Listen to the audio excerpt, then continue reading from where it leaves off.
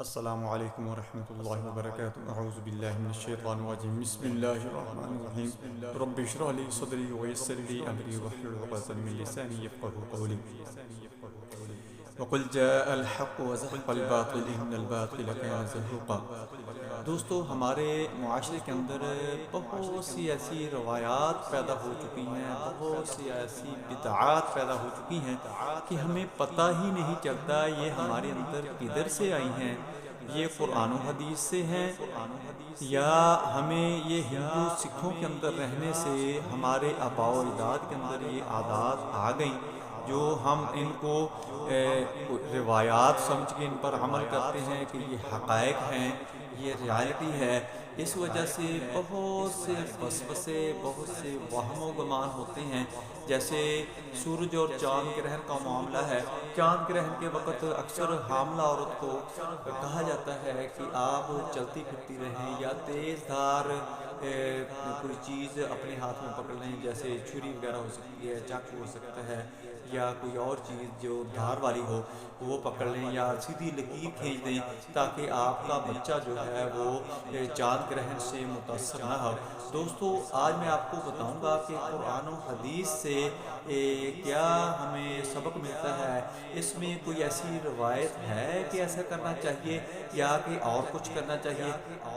پوری ویڈیو دیکھیں، آپ کو بہت زیادہ فائدہ ہونے والا ہے۔ میں آپ کو بہت ہی قیمتی باتیں بتانے والا ہوں۔ یہ وسوسے، یہ وہم جو عجیب و غریب ہمارے اندر عادتیں آ چکی ہیں جو ہمیں پتہ بھی نہیں چلتا یہ ہندو کلچر ہے، سکھ کلچر ہے، یہ ہماری قرآن و حدیث، قرآن و شریعت سے یہ چیزیں نہیں ملی ہمیں،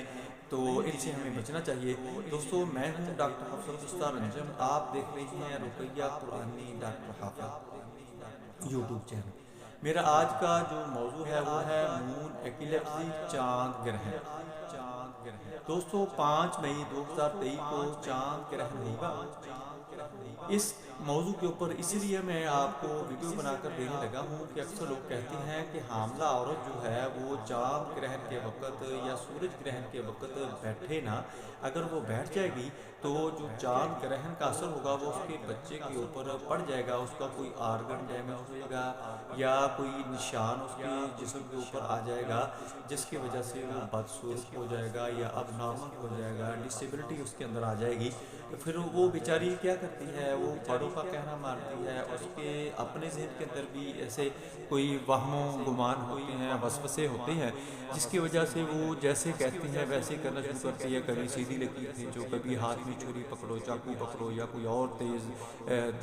دھار والی چیز جو ہے اس کو پکڑو، چلتی پھرتی رہو، بیٹھنا نہیں ہے، ایسے معاملات ہوتے ہیں۔ دوستو، یہ چیزیں قرآن و حدیث سے یا شریعت سے کوئی چیز ہمیں نہیں ملتی، ایسی کوئی روایت نہیں ہے جس سے یہ چیزیں کہی جا سکیں کہ یہ صحیح ہیں۔ ایک بہت ہی مشہور واقعہ ہے، حضرت مغیرہ بن شعبہ رضی اللہ تعالیٰ عنہ فرماتے ہیں کہ جب نبی صلی اللہ علیہ وآلہ وسلم کے فرزند ارجمند حضرت ابراہیم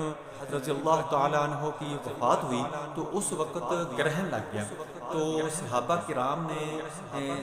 دیکھا، انہوں نے بھی باتیں کی، عام لوگوں نے بھی باتیں کی کہ دیکھو آج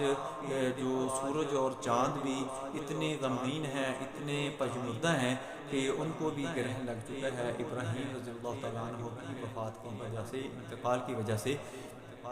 نبی صلی اللہ علیہ وآلہ وسلم بھی گرہن کو دیکھ کر کانپ رہے تھے اور بہت ہی خوف زدہ تھے، بہت ہی پریشان تھے، کیونکہ ایک تو ان کے فرزند کا انتقال ہوا تھا، دوسرا یہ تھا کہ یہ اللہ کی نعمتوں میں سے ایک نعمت ہے، جو اللہ کی طرف سے اس پر گرہن لگتا ہے تو یہ ہمارے لیے بہت ہی بڑا سبق ہے۔ نبی صلی اللہ علیہ وسلم اسی وقت مسجد کے اندر چلے گئے، 2 رکعت نفل انہوں نے پڑھے لمبے رکوع اور سجود کے ساتھ۔ اس نماز کو نماز خسوف کہتے ہیں۔ دوستو، ہم نے بھی نبی صلی اللہ علیہ وآلہ وسلم ہمارے لیے آئیڈیالوجی ہے، ہم نے بھی انہی کی قول و فعل پر عمل کرنا ہے اگر ہم نے دنیا اور آخرت بنانی ہے۔ تو نبی صلی اللہ علیہ وسلم نے فرمایا کہ یہ سورج اور چاند اللہ کی نعمتیں ہیں، اللہ کی نشانیاں ہیں۔ اللہ جب چاہتا ہے ان کو روشنی دے دیتا ہے اور جب چاہتا ہے ان سے روشنی لے لیتا ہے، یعنی جب چاہتا ہے ان کے اوپر عذاب مسلط کر دیتا ہے۔ عذاب کا یہاں مقصد یہ ہوگا کہ ان پر گرہن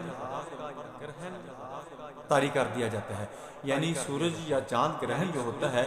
یہ ہمارے لیے توبہ استغفار کا وقت ہوتا ہے کہ اے اللہ تیرا کیا نظام ہے، تیری کیا کائنات ہے، اگر اس کے اندر ہلکی سی کی جنبش میں فرق آ جائے تو یہ قیامت برپا ہو سکتی ہے۔ یہ کیسا تیرا نظام بنا ہوا ہے۔ اللہ کا شکر ادا کرنے کا یہ موقع ہوتا ہے، استغفار کرنے کا وقت ہوتا ہے۔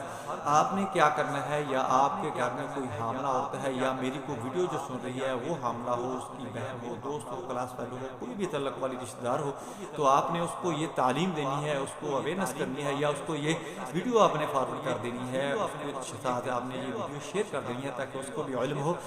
ایسا کوئی مسئلہ نہیں ہوگا انشاءاللہ۔ آپ نے کیا کرنا ہے، نبی صلی اللہ علیہ وآلہ وسلم کی سنت کے مطابق آپ نے 2 رکعت نماز نفل نماز خسوف، آپ نے کیا نیت کرنی ہے، 2 رکعت نفل نماز خسوف میں پڑھتا ہوں اللہ تعالیٰ کے لیے، آپ نے یہ نیت کر کے نیت لینے ہیں۔ 2 رکعت آپ مکمل کریں اور اس کے بعد آپ نے کیا کرنا ہے، استغفار کی تسبیح کریں، اور اس کے ساتھ ساتھ آپ نے یہ کرنا ہے کہ ایک تسبیح جو ہے وہ آپ نے کرنی ہے، یا اللہ یا خالق یا بارئ یا مصور یا جمیل، یا اللہ یا خالق یا بارئ یا مصور یا جمیل۔ پھر ایک دفعہ سن لیں، یا اللہ یا خالق یا بارئ یا مصور یا جمیل۔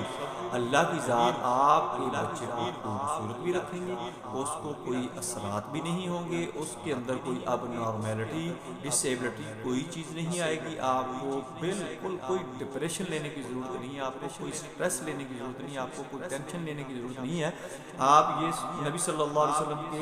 کے طریقے کے مطابق یہ عمل کریں اور استغفار کا اضافہ کریں، اور اس کے ساتھ ساتھ یا اللہ یا خالق یا بارئ یا مصور یا جمیل یہ آپ نے 100 دفعہ پڑھنا ہے۔ پھر اس کے بعد بھی آپ نے پڑھتے رہنا ہے، بے شک آپ کا وضو ہو نہ ہو۔ اگر آپ 2 رکعت نماز خسوف پڑھ لیں تو بہت اچھا ہے، اگر آپ کھڑے ہو کر نارمل طریقے سے پڑھ سکتی ہیں تو نارمل طریقے سے پڑھیں، اگر آپ کھڑے ہو کر نہیں پڑھ سکتی بیٹھ کر پڑھ سکتی بیٹھ کر پڑھیں، اگر بیٹھ کر بھی نہیں پڑھ سکتی تو لیٹ کر پڑھنے کی کوشش کریں۔ اگر پھر بھی آپ کو کوئی مجبوری ہے، آپ 2 رکعت